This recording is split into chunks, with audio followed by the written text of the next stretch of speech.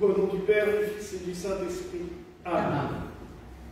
Très chers frères et sœurs, nous célébrons Saint Samson de Dol, qui est l'un des 7 fondateurs de Bretagne, de la Bretagne continentale, bien entendu. En effet, on parle des 7 fondateurs de Bretagne parce que l'on estime que la Bretagne telle qu'elle est actuellement, tant spirituellement que même administrativement, a été fondée par 7 évêques. Et je dirais même plus par 7 moines évêques. 7 évêques abbés, puisque c'était la tradition celtique de l'époque, et qu'en Bretagne, ce n'est pas du tout les évangélisateurs venus de Rome ou les disciples du Seigneur qui sont venus, mais c'est des moines venus d'Irlande qui sont descendus de leur île pour porter la bonne parole.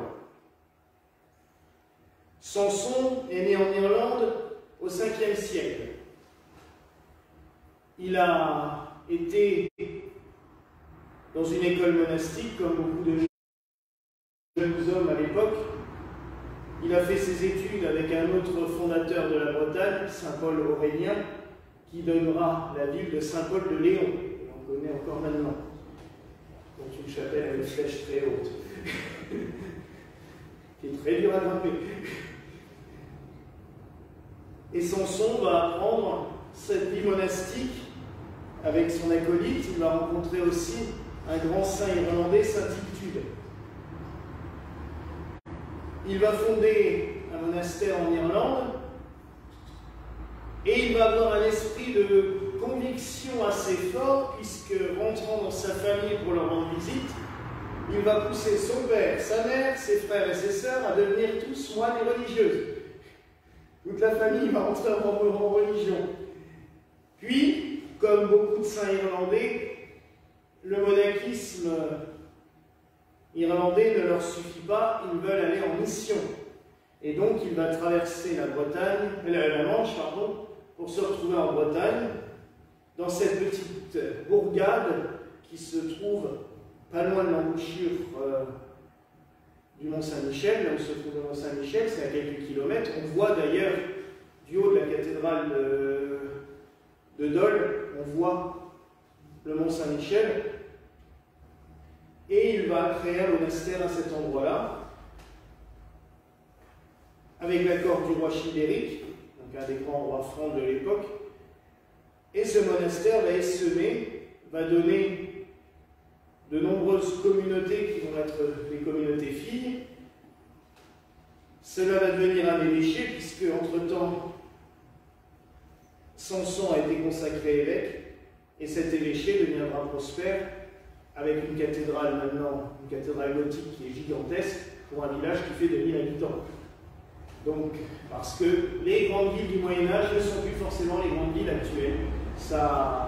L'histoire fait que les choses bougent et changent. Mais Saint Samson a laissé une empreinte assez forte, notamment par ce monachisme celtique. Alors il ne faut pas, quand on parle d'un monastère celte, s'attendre à voir un monastère comme l'abbaye de Lemberg ou le couvent à côté de Marienthal, ou les monastères que l'on connaît maintenant, avec des grands bâtiments, des grandes églises, des cloîtres fermés. Les monastères celtes, c'est un peu plus rude. C'est-à-dire que c'est une espèce de cahute en pierre qui sert de chapelle. Donc on monte une voûte en rétrécissant un petit peu les pierres au fur et à mesure, un petit peu comme les boris qu'on voit en Auvergne pour les bergers. Et autour, c'est des cabanes de branchage. Alors quand il y a un peu de chance, on a au moins clôturé le tout pour éviter que les animaux sauvages viennent pendant la nuit envahir le monastère. Et une particularité aussi, en plus d'une croix, forcément, sur l'enclos monastique, il y a une lanterne très haute, construite en pierre. On allume un feu en permanence en haut pour veiller sur les morts, puisque les morts sont enterrés dans l'enclos monastique. Comme je vous l'ai déjà dit la semaine dernière pour la messe pour les défunts, chez les Celtes, il n'y a pas de différence entre le monde des morts et le monde des vivants. On prie les uns pour les autres, on est en communion permanente, ce qui fait que vous pouvez très bien vous retrouver avec votre cahute et une tombe juste à côté, une autre cahute, et puis ainsi de suite. C'est très... Et donc, la vie monacale chez les Celtes est très costaud, très dur. C'est une vie qui n'est pas facile. Une petite anecdote qu'on trouve dans la règle de Saint Colomban sur les moines celtiques, c'est qu'il faut aller se laver tous les matins à la rivière, été comme hiver. Se plonger entièrement dans la rivière. Très agréable. Mais c'est une vie rude, totalement vouée à Dieu. Il y a deux particularités. C'est que les moines, dans les cahutes, vivent à deux. Le maître et le disciple. Et on garde le même disciple tout au long de sa formation. Avec le maître, c'est lui qui lui apprend tout. Et une autre particularité, c'est que dans les monastères, et notamment dans les monastères celtes, il y a des chats. Et chaque moine a la garde d'un chat. Pour leur apprendre qu'on ne peut rien gérer et rien, qu'on a du pouvoir sur rien. Parce qu'un chat est totalement indirigeable, on ne peut rien en faire, sauf si lui l'a décidé. Et c'était dans la règle. Les moines celtes avaient leur chat. C'est une blague d'ailleurs avec le père Glenn qu'on a souvent. Parce que nous aussi, on a nos chats. Souvent sur deux pattes, mais c'est aussi facile à gérer que les chats. Toutes ces petites particularités font que le niveau, j'allais dire, de spiritualité des moines celtes est très fort, très élevé. On a des témoignages de certains saints irlandais qui restent pendant des heures, voire plusieurs jours, les mains étendues en prière, au point que les oiseaux font leur nid dans leurs mains. On a... en fait, c'est de l'ascèse, mais pas pour se martyriser. Tout simplement pour montrer à un moment donné, un petit peu comme les... On appelle ça les hindous qui se mettent sur des planches à clous, les fakirs. C'est-à-dire qu'on atteint un tel niveau de spiritualité que le corps n'est plus qu'une enveloppe et qu'on peut en fait lui faire subir tous les outrages, on ne sent plus rien. Tellement l'esprit, il est en communion avec Dieu, avec le divin. Ça peut être, vu de l'extérieur, assez dur et violent, mais c'est aussi la preuve d'une communion totalement permanente avec tout ce qui nous entoure. Et c'est aussi le fait de voir Dieu en tout et partout. Une chose aussi qui a toujours été très belle, que j'ai trouvée dans les règles celtiques, c'est de bénir toute chose qu'on fait. Avant de prendre un outil, on trace le signe de croix dessus. Avant de prendre son couteau, avant de prendre sa fourchette, avant de prendre sa timbale, enfin pas la fourchette, c'était une espèce de pique à l'époque, il n'y avait pas encore les fourchettes telles qu'on connaît, mais avant de prendre son couteau, n'importe quel ustensile, on le bénit. Avant de boire, on bénit son verre. Avant de prendre une bouchée, on bénit la bouchée. C'est totalement se mettre en lien avec Dieu. Et que toute chose, toute action soit faite et reliée avec Dieu. Parce que je vous rappelle que bénir, c'est dire du bien de quelque chose de la part de Dieu. Benedicere. Donc quand on bénit quelque chose, en fait, on l'associe à Dieu, on l'unit à Dieu. Alors vous imaginez bien que des saints comme Samson de Dol, Saint Paul Aurélien, mais il y a aussi Saint Corentin à Quimper, et tous ces saints qui ont évangélisé la Bretagne, qui ont évangélisé notre Alsace, parce que, n'oublions pas que l'Alsace a été évangélisée, ré-évangélisée une seconde fois, puisque entre-temps l'arianisme avait envahi la région, par des saints irlandais. Les moines moniales de Ono, par exemple, qui ont rapporté les reliques de Sainte Brigitte. On a eu Saint Colomban aussi qui a traversé l'Alsace de haut en bas, qui nous a d'ailleurs laissé un disciple qui a fondé l'abbaye Marmoutier. Sainte Odile, qui vivait, qui était bien une bonne Alsacienne, elle n'était pas irlandaise, mais elle vivait selon la règle irlandaise, puisqu'à l'époque on sait très bien que ni la règle de Saint-Benoît n'était arrivée en Alsace, et encore moins la règle des chanoinesses telle qu'on veut nous dire maintenant. Sainte Odile suivait la règle de Remiremont, qui était une règle celtique. Tout à fait. On a, je pourrais avoir 50 exemples en Alsace de tous les monastères qui ont été fondés par des saints irlandais. Saint-Dié, par exemple, la ville de Saint-Dié, Donc, et dans Münster aussi, c'est Saint Déodat qui venait d'Irlande. L'église Saint-Thomas à Strasbourg et Niederaslar a été fondée par Saint Florent, qui était un moine irlandais. Venu en Alsace, devenu évêque de Strasbourg, mais c'était un moine irlandais. Donc toute cette spiritualité, c'est vraiment propre aussi à notre région, à l'Allemagne aussi, puisque Saint Boniface, le grand saint allemand, qui est le saint patron d'Allemagne, est aussi un Irlandais. En fait, de cette île, c'est tout un courant évangélique qui a traversé l'Europe du nord vers le sud, parce que Saint-Colomban a quand même fini à Bobbio, au-dessus de Milan, donc ils sont allés très loin. Et le fait de célébrer Saint-Samson de Dol nous rappelle tout ce mouvement, tout ce courant monastique. Nous, on a visité Dol il y a de nombreuses années, et c'est vrai que j'avais été impressionné, je m'étais dit, mais pourquoi construire quelque chose d'aussi gigantesque dans un petit patelin comme ça? Parce qu'à l'époque, il n'était pas plus grand, mais à l'époque, vous savez, la grandeur d'une ville n'était pas au nombre de ses habitants, mais au nombre de pèlerins qui y passaient et à la grandeur des foires qui étaient organisées. Parce que, comme toutes les grandes villes, pour la fête du Saint-Patron, on organisait une foire commerciale. Et à Dol, comme il y avait beaucoup de pèlerins, on a fait une cathédrale gigantesque.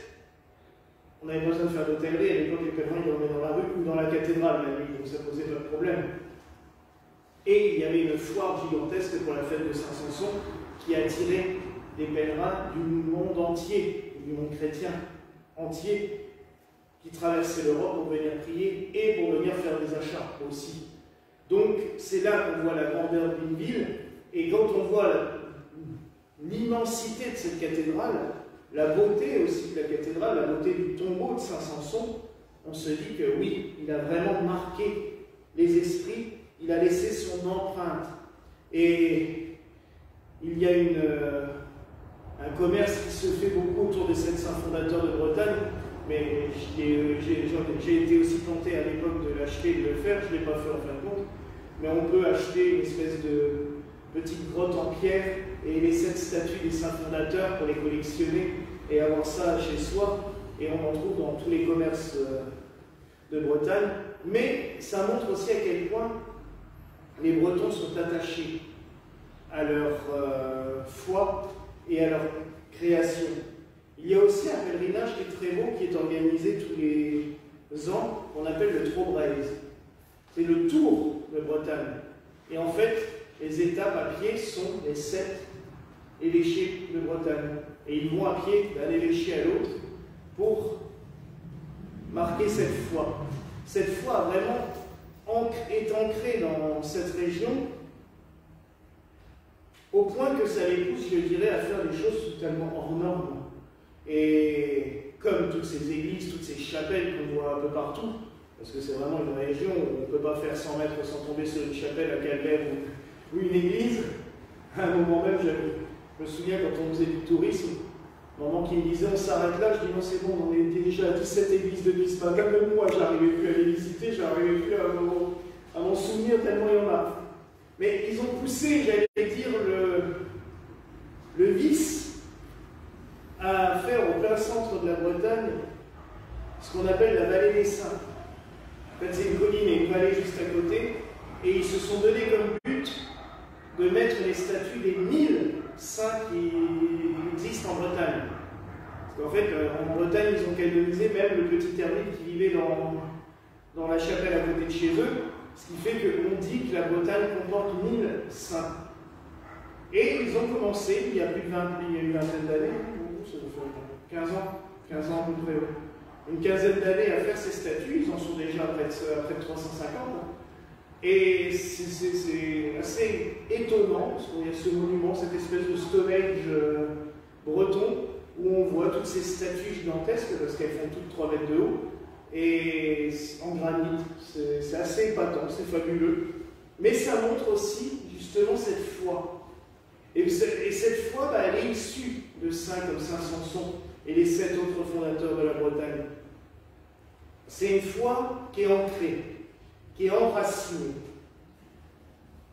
En fait, je pense que si on veut, pour évangéliser le monde, C'est facile de venir avec des théories, de venir avec des nouveautés, mais si on veut vraiment que ce travail se fasse à fond, de la parole de Dieu qui se communique, c'est s'enraciner chez les racines de chacun. On en parlait cet après-midi avec l'ami évêque qui est venu nous rendre visite.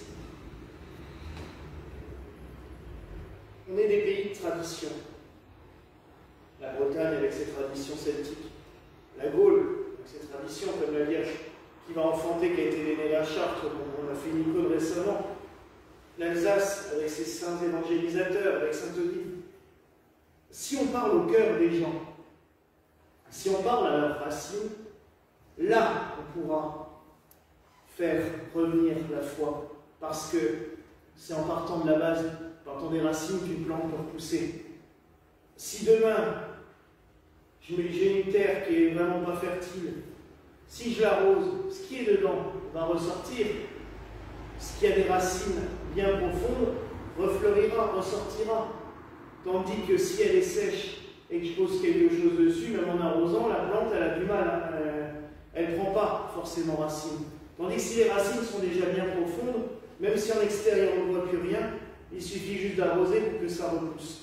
Alors mes frères et sœurs, ce soir, prions pour que, justement, toutes ces racines qui se sont disséminées un petit peu partout dans le monde chrétien, de ces racines puissent rejaillir des plantes vertes, des plantes qui s'épanouissent, des plantes qui grandissent et qui se multiplient par l'intercession des saints fondateurs, par l'intercession de tous ces saints qui ont planté ces racines, ces plantes un peu partout dans notre monde. Voilà la grâce que je nous souhaite en ce soir au nom du Père, du Fils et du Saint-Esprit. Amen.